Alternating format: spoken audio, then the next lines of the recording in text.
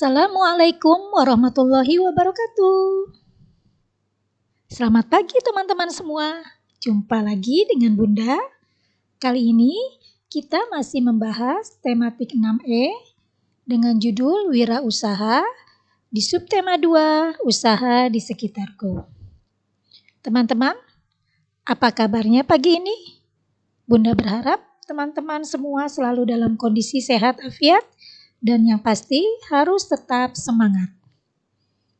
Baik teman-teman, pagi ini kita akan belajar IPS PB 1 dan 5 dengan materi posisi dan peran Indonesia dalam kerjasama ASEAN. Sudah siap teman-teman?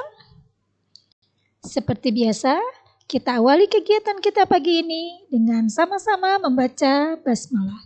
Bismillahirrahmanirrahim. Mengapa setiap negara harus menjalin hubungan kerjasama dengan negara yang lainnya? Seperti yang sering Bunda jelaskan, karena setiap negara tidak dapat memenuhi kebutuhannya sendiri. Karena tidak semua sumber daya alam tersedia di negaranya. Atau jika pun tersedia, negaranya belum mampu mengolah sumber daya alam yang dimiliki. Nah, dari dua alasan inilah, maka terjadinya kerjasama di bidang perdagangan antar negara di kawasan ASEAN. Nah, kegiatan kerjasama ini meliputi kegiatan ekspor dan impor. Kegiatan ekspor. Apa sih ekspor itu? Ekspor adalah kegiatan menjual barang dari dalam negeri ke negara lain. Sedangkan eksportir adalah orang atau badan usaha yang melakukan kegiatan ekspor. Indonesia menjual barang ke luar negeri seperti kelapa sawit, kopi, teh, dan karet. Kegiatan impor. Apa kegiatan impor itu? Kegiatan impor adalah kegiatan membeli barang dari negara lain ke dalam negeri. Sementara pelakunya disebut dengan importir. Barang yang diimpor Indonesia adalah dikelompokkan menjadi 3 jenis.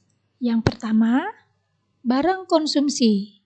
Di antaranya adalah beras, tekstil, susu, makanan, minuman, buah-buahan, sabun, bahan kosmetik, dan alat-alat rumah tangga. Sementara yang kedua adalah bahan baku. Bahan baku penolong diantaranya adalah bahan kimia, yaitu bahan obat-obatan, pupuk, bahan kertas, benang, tenun, semen, kapur, dan alat-alat listrik. Yang ketiga adalah yang disebut dengan barang modal. Di antaranya adalah generator, peralatan listrik, alat pengangkutan, kendaraan bermotor alat angkutan, dan barang-barang elektronika. Nah, itulah 3 jenis barang yang diimpor Indonesia. Kalau tadi kita sudah ketahui kegiatan ekspor dan impor, sekarang apa alasan Indonesia melakukan kegiatan impor? Yang pertama adalah tidak tersedianya bahan mentah untuk produksi. Artinya, sumber daya alam Indonesia tidak memiliki bahan mentah tersebut untuk diproduksi. Yang kedua, biaya untuk produksi lebih mahal daripada biaya impor. Artinya, kemungkinan tersedia bahan mentah untuk diproduksi atau untuk dibuat. Tetapi, jika dihitung kembali, ternyata biaya membuat sendiri jauh lebih mahal daripada biaya untuk mengimpor barang tersebut. Sementara alasan yang ketiga adalah jumlah barang yang diproduksi tidak mencukupi kebutuhan. Artinya, Indonesia mampu memproduksi barang tersebut atau barang yang dibutuhkan oleh masyarakat. Tetapi jumlah barang yang diproduksi Indonesia ternyata masih jauh lebih sedikit daripada permintaan di pasaran. Sehingga akhirnya untuk menutupi kekurangan jumlah barang tersebut, Indonesia harus tetap melakukan impor dari luar negeri. Nah, itulah 3 alasan mengapa Indonesia tetap melakukan kegiatan impor. Selanjutnya adalah beberapa negara yang melakukan kegiatan ekspor-impor barang dengan Indonesia. Di antaranya, Indonesia dengan Malaysia. Indonesia mengekspor tembakau, udang, dan kayu lapis. Sementara Indonesia mengimpor juga dari Malaysia makanan kaleng, pupuk, minyak bumi, dan mesin industri. Selanjutnya, kerjasama Indonesia dengan Singapura dalam kegiatan ekspor dan impor adalah Indonesia mengekspor minyak mentah, gas, karet, kopi, teh, udang, lada putih, dan tembaga. Dan Indonesia pun mengimpor dari Singapura yaitu mesin logam, produk elektronik, alat telekomunikasi, pipa besi, dan baja. Selanjutnya, kerjasama Indonesia dengan Thailand. Indonesia mengekspor tembaga dan pupuk, dan Indonesia pun mengimpor beras, gula, besi, dan baja. Itulah beberapa negara yang melakukan kegiatan ekspor-impor barang dengan Indonesia. Kegiatan ekspor Indonesia.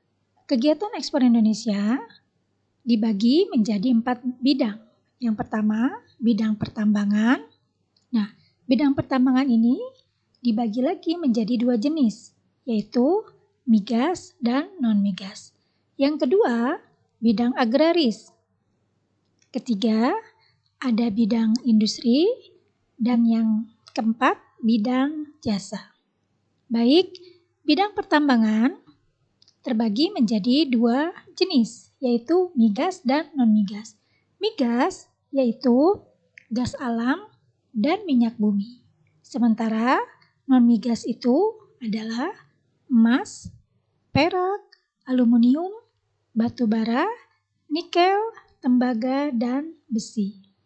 Yang kedua, bidang agraris terdiri dari hasil perkebunan, pertanian, kehutanan, perikanan, dan peternakan. Yang ketiga, bidang industri. Bidang industri terdiri dari bahan kerajinan, kain batik, tekstil, semen, dan kayu lapis. Yang terakhir adalah bidang jasa. Tenaga kerja dikirim ke luar negeri untuk bekerja sesuai dengan keterampilan dan keahlian yang mereka miliki. Manfaat ekspor. Ada 4 manfaat ketika Indonesia melakukan kegiatan ekspor ke luar negeri.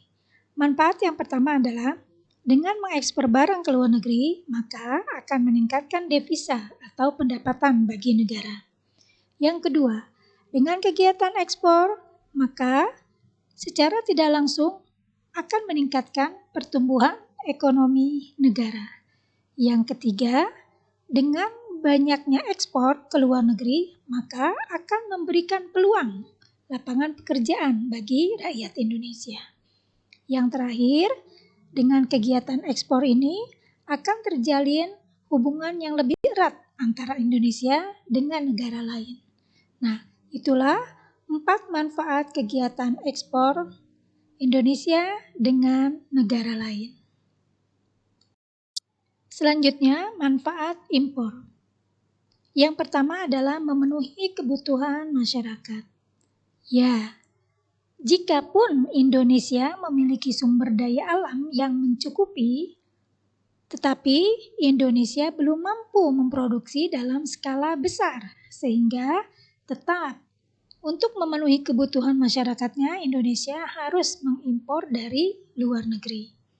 Yang kedua, meningkatkan sumber daya manusia. Dengan kegiatan impor ini, maka Secara tidak langsung masyarakat Indonesia akan terbuka peluangnya untuk terus meningkatkan sumber daya alamnya dan sumber daya manusianya sehingga mampu memanfaatkan sumber daya alam yang ada dengan maksimal. Yang ketiga, yaitu memenuhi kebutuhan baku industri. Ya, karena ada beberapa sektor yang Indonesia belum mampu untuk menciptakan bahan baku sendiri, sehingga kegiatan impor ini mampu memenuhi kebutuhan bahan baku industri yang ada. Yang terakhir, dengan kegiatan impor, maka akan tercipta peluang untuk memperluas teknologi modern. Nah, itulah 4 manfaat kegiatan impor yang dilakukan oleh Indonesia. Demikianlah materi kita pada hari ini. Seperti biasa, untuk memantapkan pemahaman teman-teman akan materi tersebut, Bunda sudah siapkan tugas untuk kalian. Tugas ini dapat kalian kerjakan pada buku kalian di halaman 69. Bunda berharap teman-teman dapat memahami materi ini dengan baik, baca kembali bukunya, kerjakan dengan teliti, dan tepat waktu. Alhamdulillahirabbil alamin. Selesai sudah pembelajaran kita pada pagi hari ini. Bunda ucapkan terima kasih atas perhatian teman-teman semua. Dan Bunda berharap teman-teman tetap semangat. Sampai jumpa. Wassalamualaikum warahmatullahi wabarakatuh.